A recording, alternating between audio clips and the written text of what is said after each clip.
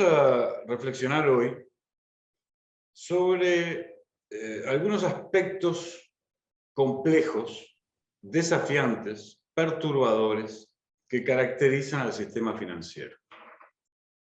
Pero antes de eso, voy a hacer una reflexión que a ustedes les va a parecer quizá descontextualizada.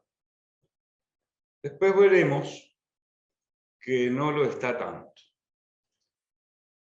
Cuando los talibanes ingresaron a Kabul, subrayaron enfáticamente que van a gobernar según la ley islámica. Cuando los Estados Unidos y la OTAN enviaron tropas a Afganistán para conquistarla y poner su voluntad, sus criterios de civilización, lo que ellos consideran que es la civilización, en general, indistintamente si son demócratas o republicanos, las autoridades de ese país dicen Dios bendiga a América y a los militares americanos, norteamericanos.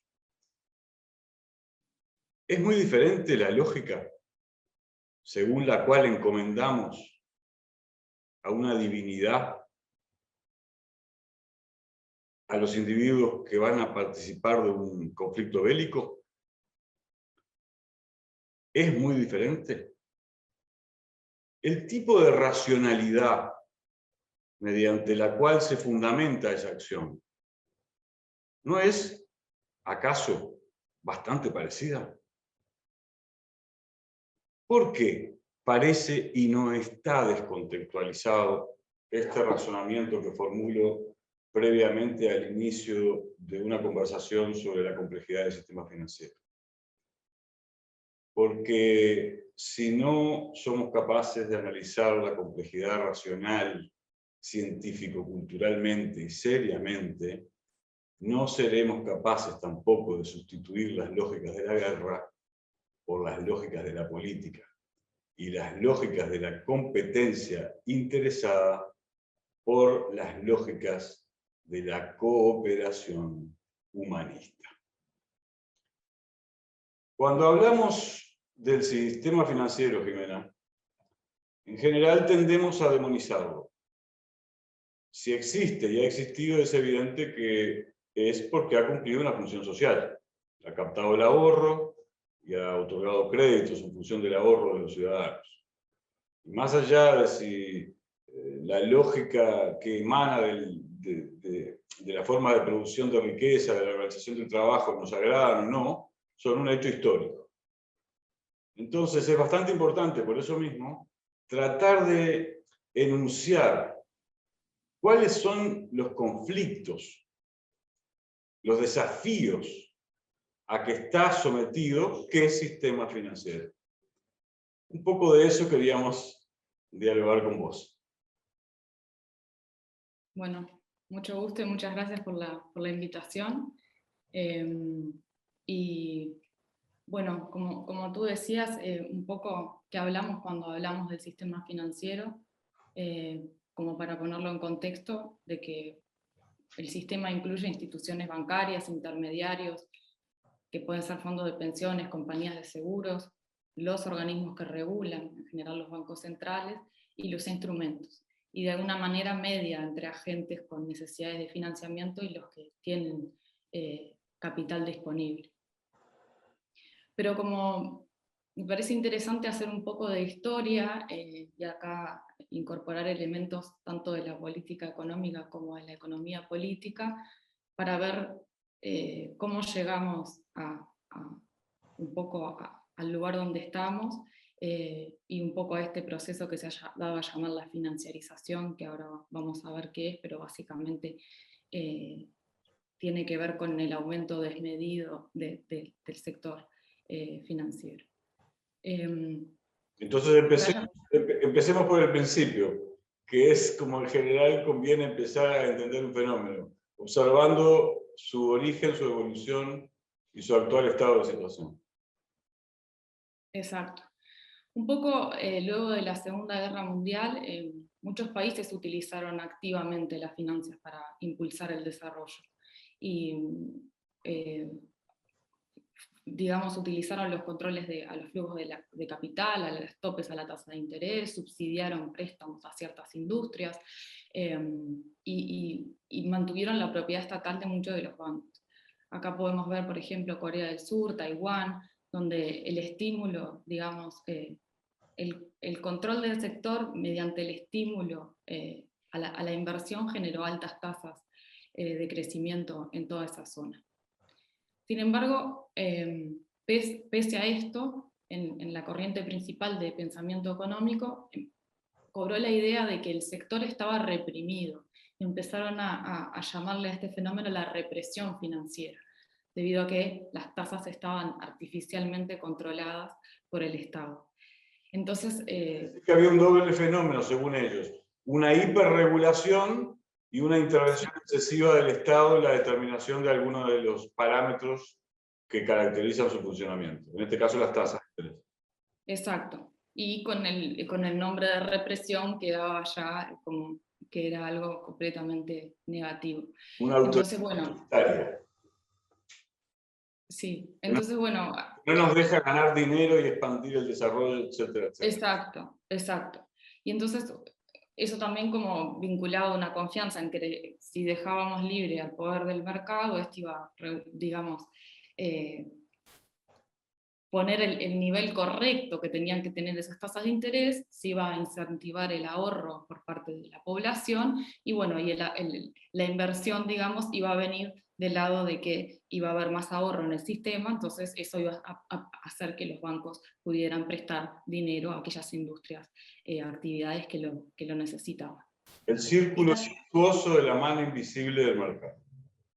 Exacto. De alguna manera también esta estrategia también a la interna tenía que ver con eso, con liberalizar las tasas y dejar actuar a la economía de mercado, y a nivel internacional tenía que ver con levantar las barreras para permitir los flujos internacionales de capitales. Entonces, bajo la premisa de que si hay en un lugar que hay escasez de capital, eso va a hacer que tenga retornos altos, digamos, tasas de interés altas, entonces los flujos van a ir a aquellos lugares donde ofrezcan buenas tasas, y de esa manera esos lugares van a tener aluviones de entrada de dinero, altos niveles de inversión extranjera directa, y de esa manera impactaría positivamente en el desarrollo tecnológico, en el bienestar de las familias, etc. Esto es un poco como la economía política, si se quiere, de estas decisiones. Ya por la década del 70, digamos, y un poco como una respuesta de los países ricos, que muchos autores interpretan ante la crisis del modelo fordista, se vio la necesidad de empezar, ¿no? a ganar dinero de otra manera, digamos. Entonces surge como... El capital productivo, al valor creado por el capital productivo, estaba siendo insuficiente para el desarrollo sustentable de las economías. Entonces, un poco todo este discurso lo que se propone es, en realidad, fomentar la creación de beneficios, después veremos si reales o ficticios. Algunos son evidentemente reales. Por ejemplo, cuando la gente puede ahorrar y paga un seguro, está generando un servicio y paga por ese servicio genera beneficios a alguien, reales, objetivos, de modo que esto se distribuye, se disputa, etc.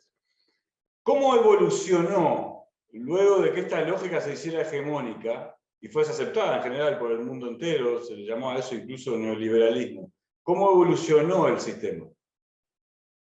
Bueno, esto de alguna manera también es un proceso, ¿no? Entonces, como decíamos, en los 70, este discurso además estuvo acompañado por la desregulación, ¿no? Y la apertura de los mercados de capitales en todo el mundo. Bueno, en América Latina sabemos durante la dictadura cómo algunas medidas estuvieron vinculadas con esto, y una cosa importante también, y que da pie a lo que después hablan los teóricos de la financiarización, es que en el año 71 Estados Unidos, de manera unilateral, digamos, pone fin a la garantía de convertir los dólares a oro, digamos, y se convierte en una moneda fiduciaria. Digamos, el dinero ya no tenía ese respaldo en oro, entonces... no tenía un respaldo material, sino meramente basado en la confianza, el desarrollo futuro de una X economía, en este caso la americana.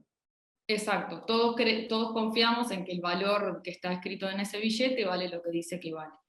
Lo que pasó es que esto, de alguna manera esto es importante porque da origen a la extensión del crédito. Ahora el crédito se puede disparar porque ya no depende, ya no está atado a un bien físico, a la producción de un bien físico que es el oro, ¿no? A la extracción del oro.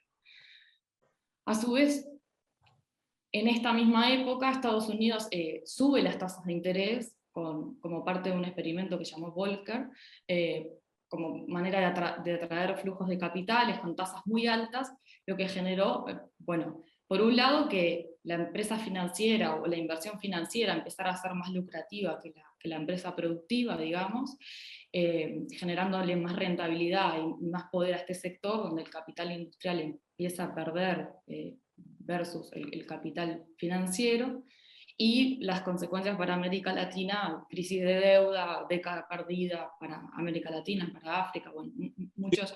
Volatilidad del precio de las materias primas, etcétera, etcétera, etcétera. Exacto. También ahí Estados Unidos empieza a tener lo que se llama como aumento de la liquidez ante cualquier problema, digamos, empieza a tener mayor liquidez monetaria como manera de contraponer sus propios problemas a la interna, lo que genera también... Déjame un poco, Jimena, porque me importa mucho que se comprenda esto. Sí. En primer lugar, me interesa comprenderlo a mí. Hay un momento en el que Estados Unidos sube las tasas de interés. ¿Qué quiere decir esto?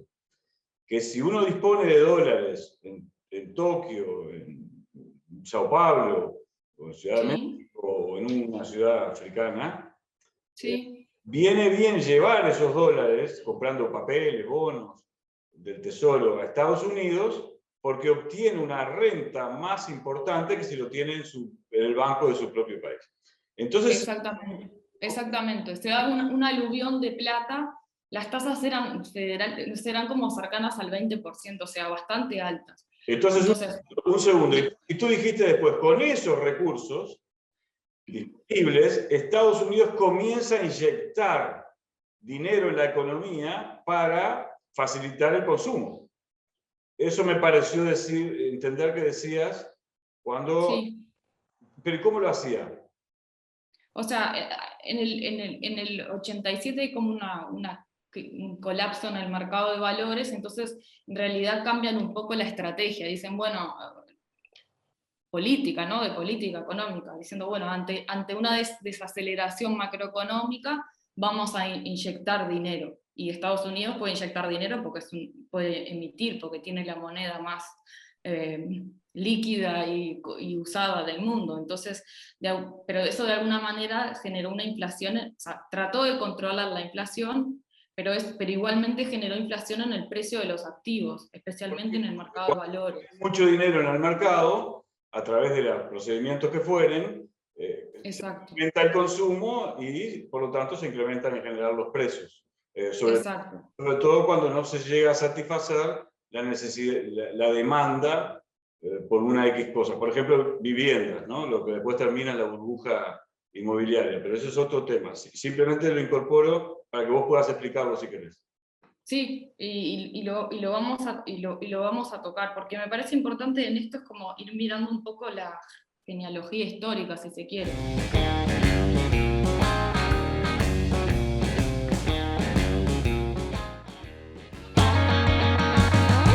Las variedades que trajimos son esta, que es la Emerald, la que tenemos aquí. Tenemos una variedad que se llama Legacy, siempre pensando en poder escalonar la producción, ¿no?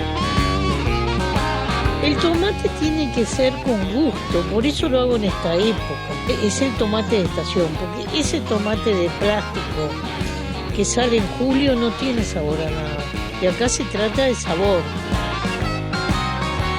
Muy diverso será el uruguayo que vamos a estar mostrando la cantidad de actividades que engloba esa frase, el agro, el agro, el agro, el agro. Este tubérculo es originario de Sudamérica. Los incas lo llamaban batata. Cuando en el siglo XV los españoles descubrieron el Nuevo Mundo, encontraron que había un tubérculo que nace y se desarrolla bajo tierra. Era la papa. Poco a poco comenzaron a comerla en los navíos y años después, alrededor de 1570, la papa fue introducida en España. Pero tuvieron que transcurrir más de 2 siglos antes que se reconociera su importancia alimentaria. Al principio incluso se pensaba que era tóxica. Solo a fines del siglo XVIII se inició su cultivo en gran escala. Actualmente la planta de la papa se utiliza también para la producción de almidón, harina de fécula y alcohol.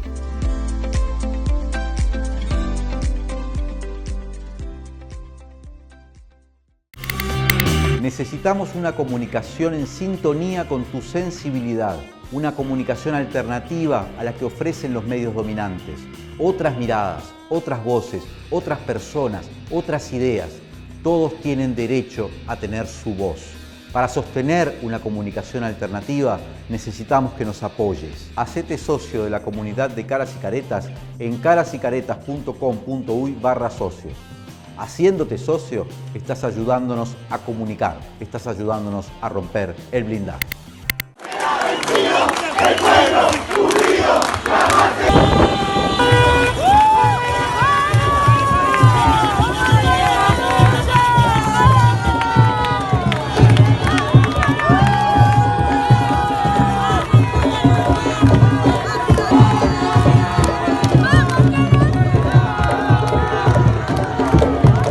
Vuelta, ahí, tan. Es un honor formar parte de Caras y Caretas TV, donde hay lugar para todo tipo de contenido y también para el humor. ¡Sumate!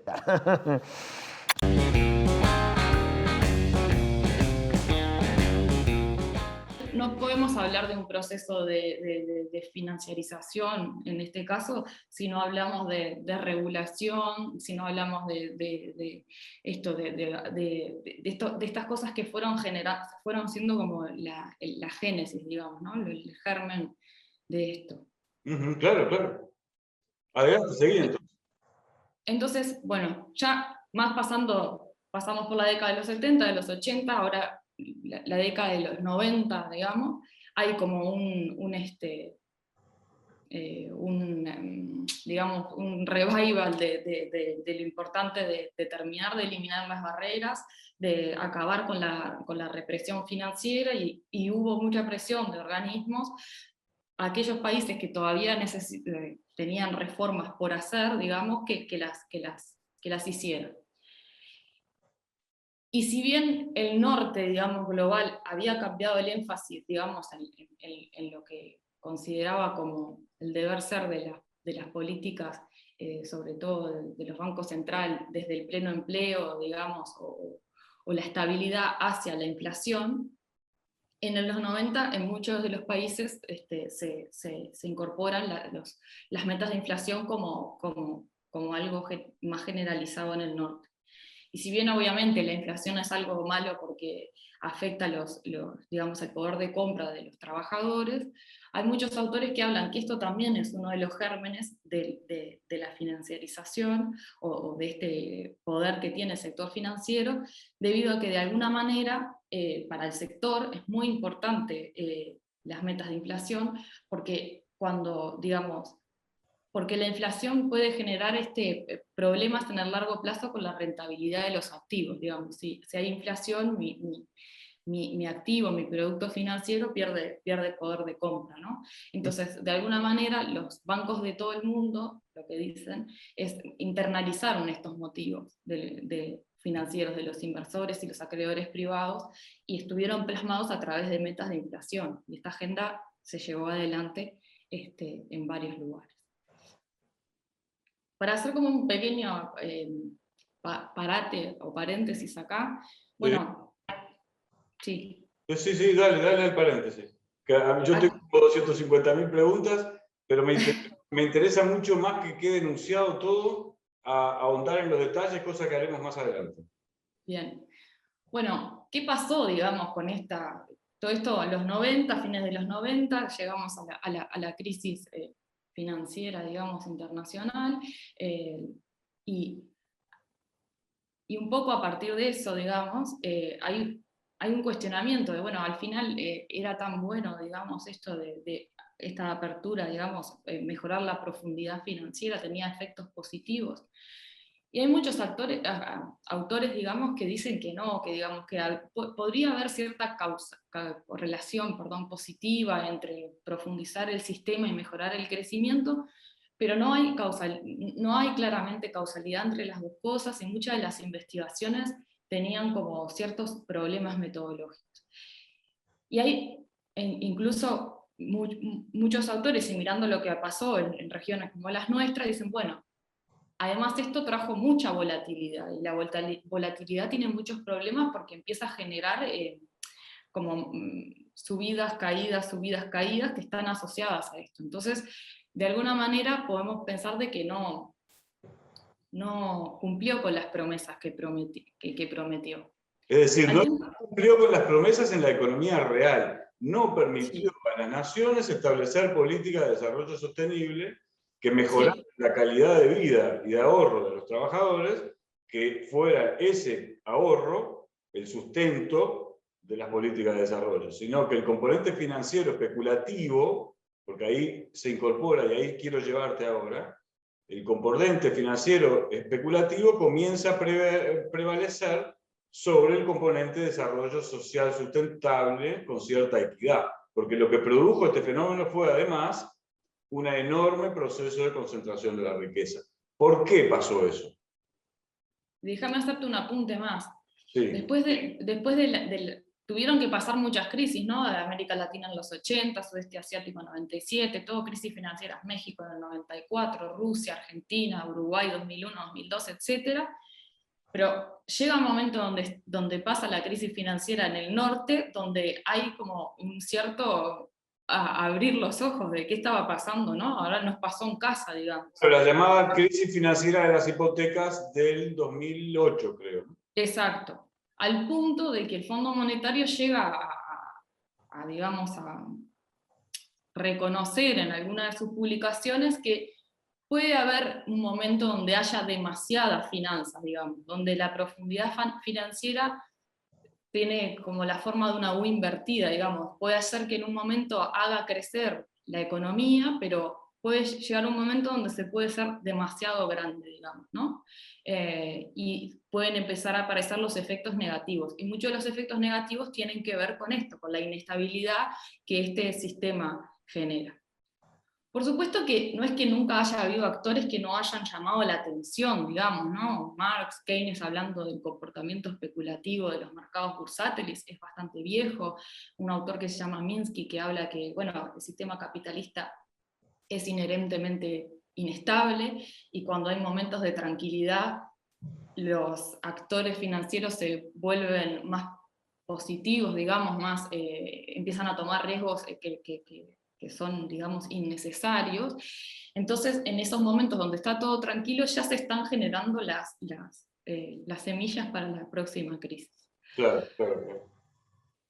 Entonces, claramente, también y un poco haciendo una digresión sobre lo que tú decías al principio, no es indiferente la dirección de las finanzas o el tiempo de permanencia de los capitales. Por supuesto que necesitamos inversión productiva, sobre todo si la inversión está vinculada a la creación de empleo, al conocimiento, a la infraestructura, etc. Su impacto va a ser positivo. Pero lo que estamos diciendo es que, de alguna manera, la economía mundial está caracterizada por este avance de la globalización financiera y por el aumento de las finanzas sobre la economía real, ¿no? Y ahí aparece este término de la financiarización. Ahora, no es más que... déjame hacerte una pregunta aquí, y no te preocupes porque queden cabos sueltos, porque esta es un primer diálogo y vamos a tener varios más. Me parece estar percibiendo la emergencia de varios conflictos al interior del sistema, porque el sistema financiero está siendo desafiado por el sistema financiero clásico, me refiero, está siendo desafiado por lo que se llaman los fondos de inversión, que tienen más información privilegiada todavía que el sistema financiero, y en cierto sentido logran evadir mejor las regulaciones de los bancos centrales y de los organismos regulatorios globales y regionales, porque tienen capital en los distintos sistemas, en el sistema productivo, en el sistema de producción de alimentos, en el sistema de producción de mercaderías, en los seguros, tienen capital accionario, entonces disponen de una capacidad de influencia sobre el sistema, incluso de utilización a veces de los mecanismos financieros para valorizar su propio capital en la bolsa, pero que es capital ficticio, porque no corresponde a los niveles de producción de riqueza real en otras esferas. Pero como manejan todo, lo llevan de un lado al otro, con mucha velocidad, y eso afecta al propio sistema financiero, es decir, lo debilita en cierto sentido, ¿no? Sí, digamos, estos fondos de inversión no están afuera del sistema, son parte del sistema. Exacto. El sistema, de alguna manera, fue como mutando, ¿no? Incorporando estos actores con prácticas nuevas, con productos nuevos.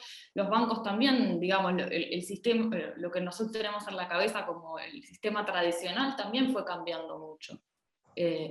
No, digamos, se volvió una cosa muy, muy grande y también muy borrosa, ¿no? Eso también es parte como de la caracterización. Es decir, con muchas zonas oscuras, porque las sociedades perdieron capacidad de control, por lo menos en algunas sociedades occidentales, ¿no? A eso se está refiriendo, que los controles, que han encontrado formas de evadir los controles que puedan establecer los sistemas políticos jurídicos.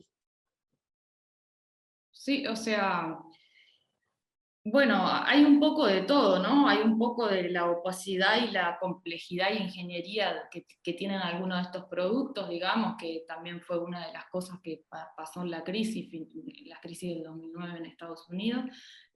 Llega a ser tan complejo la compra, recompra, venta de cosas. No quiero entrar en eso, pero lo importante, me da la sensación es demostrar, bueno, hay un esfuerzo deliberado de generar complejidad y opacidad para que sea difícil, digamos, regularlo. Además, cuando vos tenés un sector que digamos, tiene cada vez más patas en distintas, ¿no? En distintas esferas, también se hace más difícil de controlar, porque cuando su peso es mayor, digamos, la influencia política también es mayor. Y además no nos olvidemos que es un sector súper transnacionalizado, en el sentido de que puede generar políticas o acciones de cabildeo, ¿no? de intentar que legislación que lo perjudique no sea llevada adelante, porque no solo lo puede hacer en un país, sino que lo puede hacer en el mundo entero, ¿no? Sí. Y eso también afecta la calidad de la democracia. ¿Sabés? Déjame decir una cosa ahí, porque se nos está acabando el tiempo. Y me parece importante dejarlo presentado.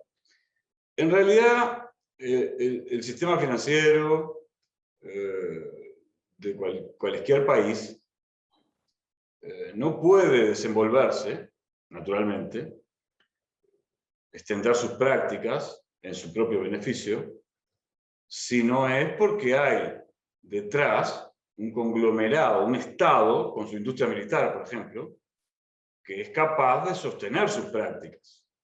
Porque si las prácticas del sistema financiero benefician siempre al mismo grupo de corporaciones o de naciones, va a haber necesariamente una reacción más fuerte, más lenta, según la autonomía política y la capacidad política de otras naciones para hacer frente a ello, etc.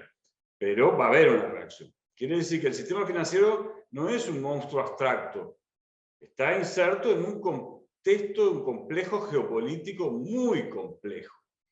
Y los estados, cuando quieren poner impuestos, se junta el G7 y plantea por primera vez la imposición de un impuesto a tales o cuales corporaciones. Es decir, la dialéctica entre el Estado y el mercado global y los capitales, y la trenza de intereses de capitales globales, es cada vez más compleja. Y eso es lo que me interesaba dejar expuesto. porque en algún momento, si hacemos el diagnóstico preciso, no con generalizaciones ni consignas, sino el diagnóstico preciso de cuál es el estado de situación y qué actores están interviniendo, podremos encontrar la manera de elaborar políticas, prácticas sociales, colectivas y globales, entretejidas globalmente, que procuren orientar el desarrollo de la economía hacia la democratización de las relaciones sociales y no hacia la concentración de la riqueza. Porque a mí me pareció entender de tu exposición, y te doy un par de minutos para exponer, para cerrarla, porque se nos fue el tiempo, que en términos generales, tendencialmente podemos ver que el sistema financiero ha logrado históricamente un nivel de autonomía que le permite tener una capacidad de influencia sobre la toma de decisiones de la política, tanto en el Estado Nacional como en la economía global, absolutamente desmedida en relación a las necesidades de la propia sociedad global. Eso me pareció entender como síntesis de tu exposición. ¿Es correcto? Sí. Y me parece también esto que mencionás, o sea, tanto sea como para mejorar los niveles de desigualdad, para mejorar el hacer pagar impuestos a las empresas que tienen que pagar, tiene que haber una respuesta coordinada, porque es muy escurridizo, digamos, de alguna manera por algo tenemos los paraísos fiscales, por algo tenemos las prácticas, por ejemplo, de las multinacionales, de los precios con los que transfieren, digamos, las ganancias para pagar menos. Bueno, hay toda una ingeniería montada alrededor de esto, tanto en la parte productiva, digamos, también esto que tú mencionás, lo militar, digo, por supuesto que todo lo que tenga que ver con las cuestiones ilícitas tiene digamos, una pata también en este tipo de centros oscuros, ¿no? Entonces, obviamente que democráticamente se impone, digamos, discutir estas cosas y discutirlas a nivel global, porque un país individualmente no puede cambiar nada. Exactamente. Jimena, te agradezco enormemente por este primer intercambio. Lo voy a mirar, voy a formular apuntes y con eso preparamos un segundo y un tercero, si es necesario, para dejar expuesta toda la complejidad del problema. Vuelvo a agradecerte y te mando un abrazo. Muchas gracias. Sí, me quedó en pila de cosas. Bueno, por eso ya encontraremos la manera para que la sigas aportando, tanto en el programa, como en este, como a través de columnas, avances, formas de comunicación que nos permitan cumplir con uno de los objetivos del Templo del Futuro, que es facilitar los insumos que nos permitan no ser manipulados como marionetas, sino tomar decisiones inteligentemente para resolver los conflictos que caracterizan al actual momento de la historia de la civilización. Nos reencontramos pronto, amigos.